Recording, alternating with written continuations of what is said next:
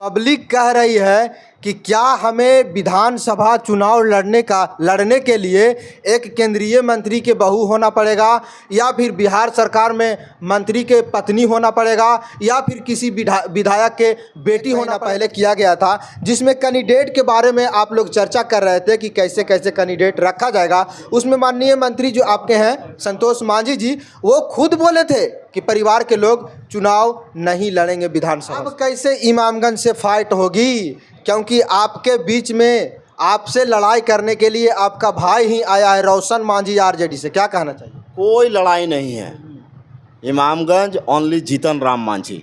आप सभी जानते हैं कि इमामगंज विधानसभा से जो जीतन राम मांझी जो केंद्रीय मंत्री हैं, उन्होंने टिकट अपना बहू को दे दिया है उपचुनाव को लेकर के। इसी में इमामगंज में गहमा गहमी के माहौल चल रहा है। आरजेडी मौका के तलाश देखते हुए रोशन मांझी के टिकट दे दिया है। दोनों मैदान में उतरने वाली है, दीपा मांझी और रोशन मांझी। हमारे साथ हिंदुस्तानी अवाम मोर्चा सेकुलर पार्टी के जिला अध्यक्ष नारायण प्रसाद मांझी जी हैं। हम जानना चाहेंगे कि इमामगंज में अब फाइट कैसे होगा। पहले तो कह रहे थे कि इसको मिलेगा, उसको पछाड़ देंगे, लेकिन अब तो यहाँ जातीय में जाति का टकराव आ गया। हमारे साथ नारायण प्रसाद मांझी जी हैं। सर, सबसे पहले मेरे चैनल में आपका स्वागत।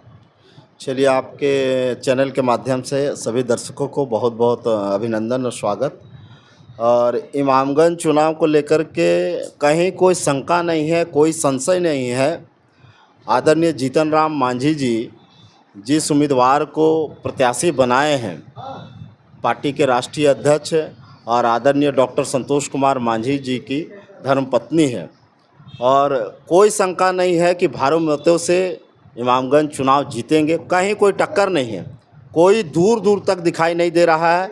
और आदरणीय दीपा मांझी जी राजनीतिक रूप से कहीं न कहीं बहुत पहले से सक्रिय है, जिला परिषद के सदस्य रही है, और आपने देखा होगा कि लगातार सोशल मीडिया पर काफ़ी एक्टिव रही है और बहुत अच्छी वक्ता भी है, पढ़ी लिखी महिला है।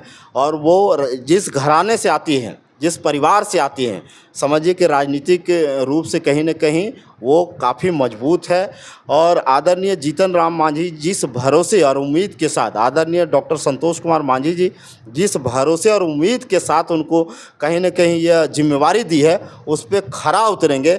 और एक एक कार्यकर्ता, वहाँ के जो आवाम है और वहाँ की जो जन समस्या है, उसको कहीं न कहीं वो बारीकी से देखने का काम करेंगे।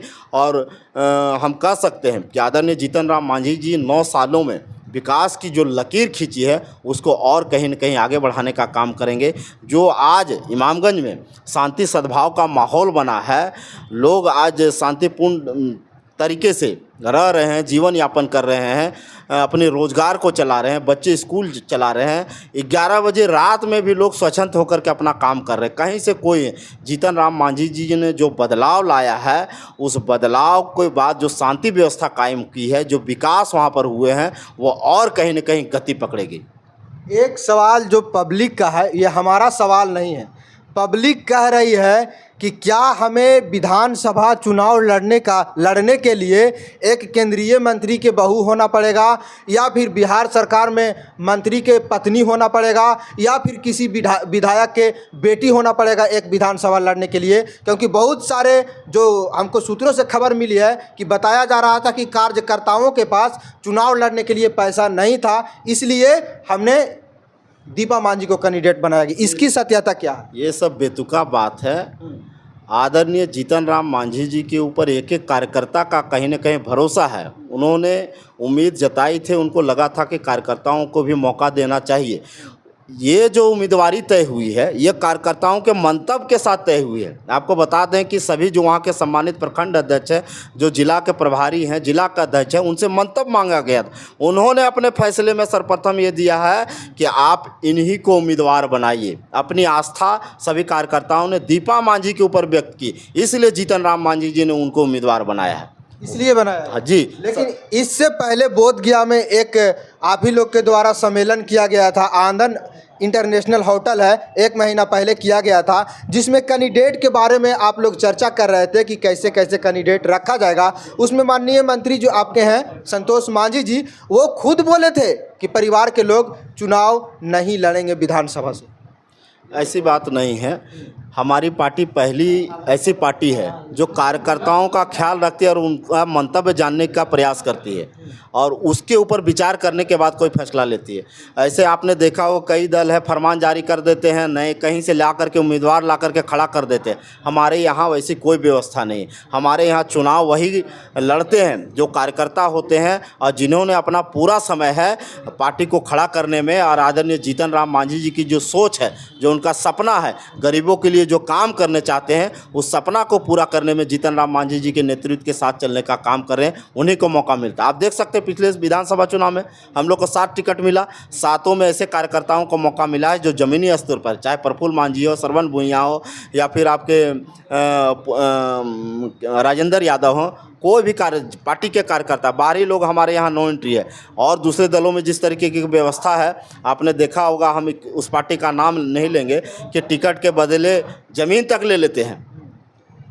गरीबों की बात करते हैं, टिकट के बदले ज़मीन तक ले लेते हैं, उसका मामला भी चल रहा है। अब कैसे इमामगंज से फाइट होगी, क्योंकि आपके बीच में आपसे लड़ाई करने के लिए आपका भाई ही आया है रोशन मांझी आरजेडी से, क्या कहना चाहिए? कोई लड़ाई नहीं है। इमामगंज ओनली जीतन राम मांझी। इमामगंज माने जीतन राम? हाँ, इमामगंज ओनली जीतन राम मांझी। और जीतन राम मांझी जी के दिल में इमामगंज के लोग बसते हैं, वहाँ तो कोई लड़ाई नहीं है जी। जीतन राम मांझी जी ने वो उस भयमुक्त वातावरण से बाहर निकालने का काम किया है जो राजनीतिक षड्यंत्र के रूप में लोगों को फंसाने का, डराने का काम करती थी।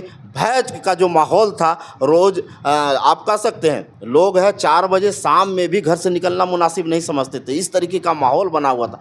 कब क्या घटना हो जाएगा, दुर्घटना हो जाएगा, इमामगंज के लोग उस घटना को भूल नहीं सकते हैं। उस जो समय था, आज से 9 साल पहले का जो माहौल था, उसको भूल नहीं सकते।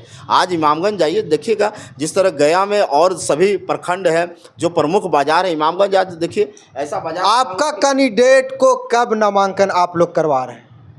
आदरणीय दीपा मांझी जी 24 तारीख को नामांकन कर रही हैं और यहीं जिला से करेंगे और उसकी सारी तैयारी हो चुकी है और अभी वो पटना में है। जैसे ही उनका आगमन गया में होगा, आप देखिएगा पूरे इमामगंज का जो जनता है, युवा साथी है, जिन्होंने अपना फैसला दिया कि ना दीपा मांझी जी को उम्मीदवार बनाया जाएगा, कल वो सारे लोग उनके स्वागत में गया में खड़े रहेंगे। कल पटना से वो आ रहे हैं जी। कल वो 24 तारीख को नामांकन होना है। 24 तारीख जी। हिंदुस्तानी अवाम मोर्चा सेकुलर पार्टी द्वारा यह घोषणा किया गया था कि दीपा मांझी को कैंडिडेट बनाएंगे और आज जिला अध्यक्ष जी कह रहे हैं कि 24 तारीख को नामांकन है।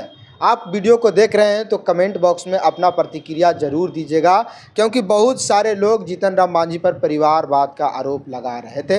वीडियो को ज़्यादा से ज़्यादा शेयर कीजिएगा और कमेंट बॉक्स में अपना प्रतिक्रिया जरूर दीजिएगा। बहुत बहुत धन्यवाद।